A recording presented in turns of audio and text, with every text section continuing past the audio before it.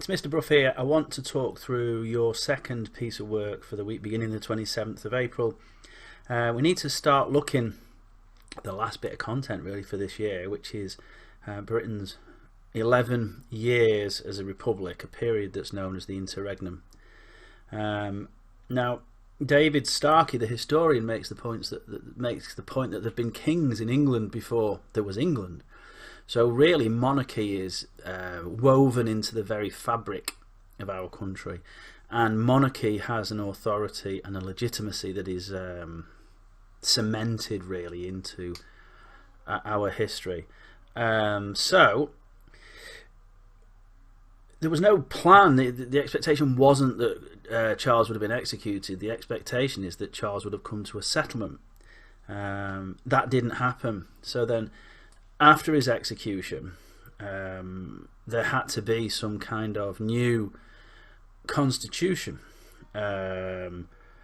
So what was Cromwell's aim? Well, Cromwell wanted to create a godly nation. That's his overriding aim.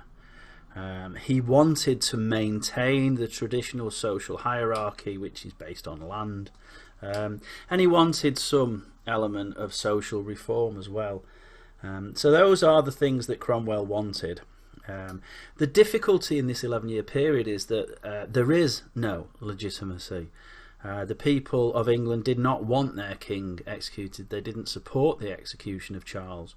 And Cromwell's difficulty all the way through this is the 11 years are only allowed to happen because of the strength of the army, which comes through him. He wants the new regime to be popular, but it isn't popular, and one of the reasons why it isn't popular is because of the existence of the army. So there is a kind of vicious circle here. Okay, so you can kind of break down what Cromwell was trying to do into three areas. So the first attempt is what's known as the Commonwealth, and that was between May 1649 and 1653. The Rump Parliament governed England. It's weird in this point because there's no real sort of single leader. In 53, Cromwell dismisses the Rump Parliament and he creates kind of a chosen parliament called the Nominated Assembly. And that doesn't work, and the Nominated Assembly kind of dissolves itself. So then you get attempt 2, and attempt 2 is based upon the instruments of government, and this is Britain's first ever written constitution. Cromwell is given the title of Lord Protector, and therefore England is not a kingdom, it's a protectorate, and this lasts between 1653 and 1657. And then there is a third attempt, I suppose, really, another go at another written constitution, the Humble Petition, and the people who wrote the Humble Petition very much wanted Cromwell to become king.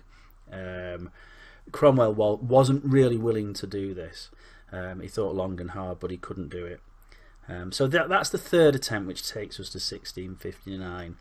The reality of this period is all authority is through Cromwell. That is it. Okay. If it hadn't been for the new model army, this settlement, this constitutional settlement, wouldn't have been allowed to exist.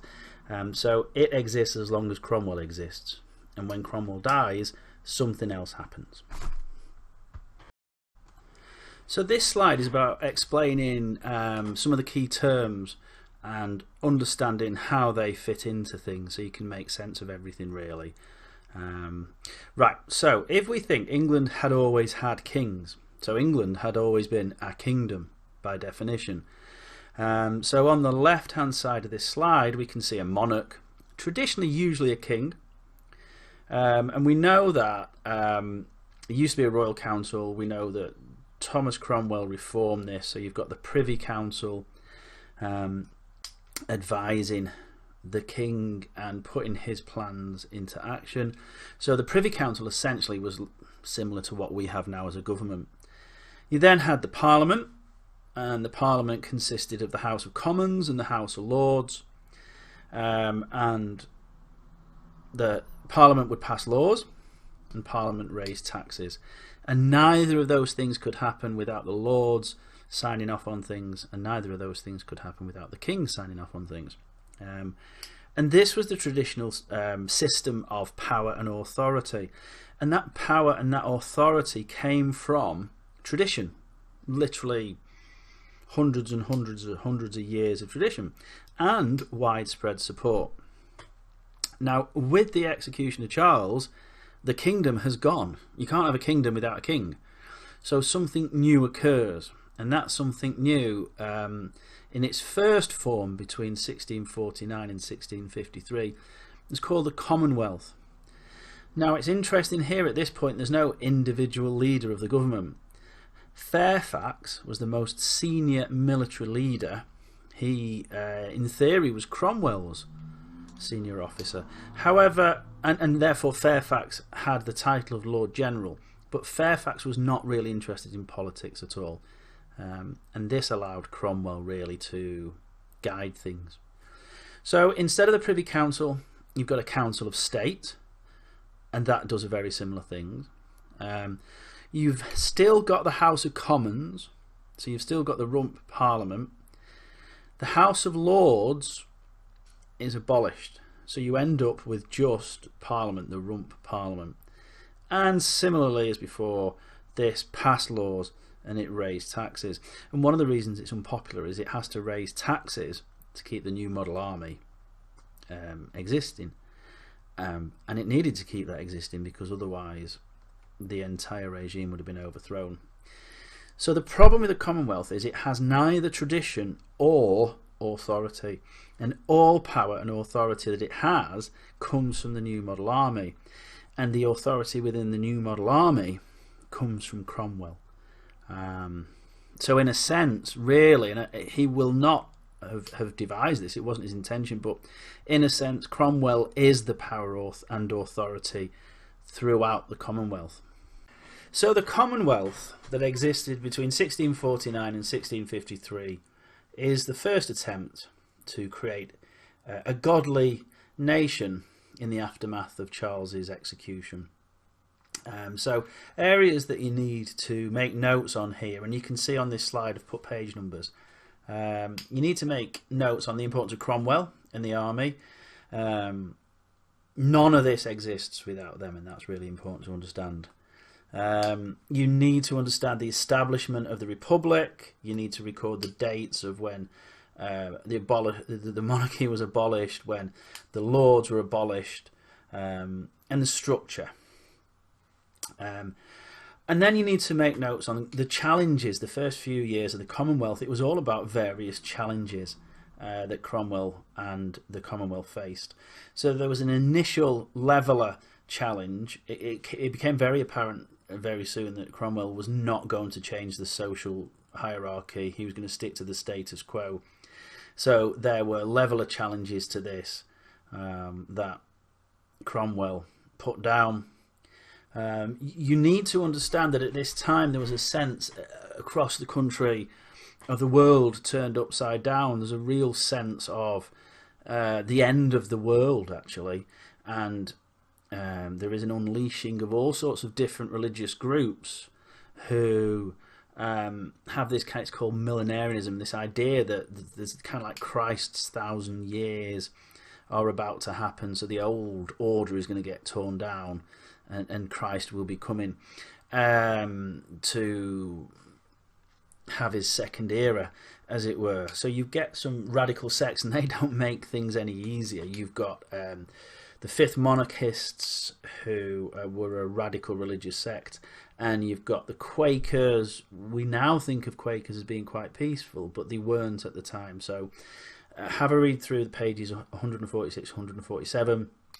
Especially make notes on the Fifth Monarchists and the Quakers. They're the two sects that you most want to have a look at. Then the problem for Cromwell here is his regime has no support very much. It doesn't really have any authority.